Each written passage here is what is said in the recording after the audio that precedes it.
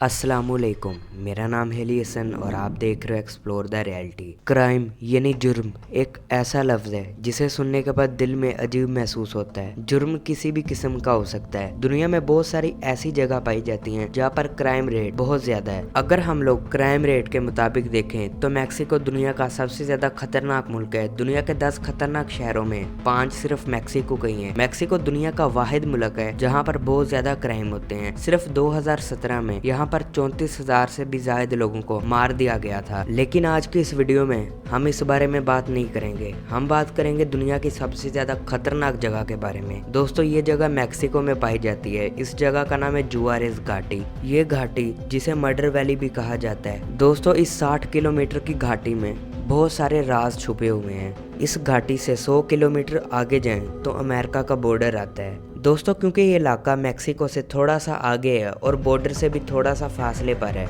इसीलिए यहाँ पर ज़्यादा लोग नहीं रहते।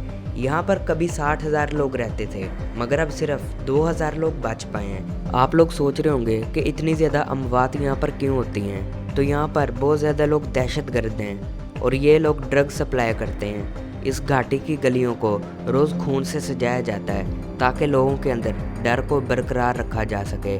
दोस्तों, ये दुनिया की वाहिद और सबसे ज़्यादा खतरनाक जगह है जहाँ पर हर साल 1600 लोगों को कत्ल किया जाता है। और इसके अलावा जो मर्द घर से बाहर निकलता है उसे वहीं पर गोलियां मारकर मार दिया जाता है। लेकिन अगर कोई औरत निकलती है तो उसे किडनैप कर लिया जाता है। 2009 में तो पूरी पुलिस की टीम यहाँ पर भेजी गई, लेकिन मैक्सिको पुलिस टीम में कोई भी एक शख्स ऐसा नहीं था जो बच के वापस आया हो। पुलिस वालों का हाल ये बहुत ज़्यादा बुरा करते हैं। 2009 के अंदर ही यहाँ पर 4,000 इनलीगल गन्स स्मगल की गई थी।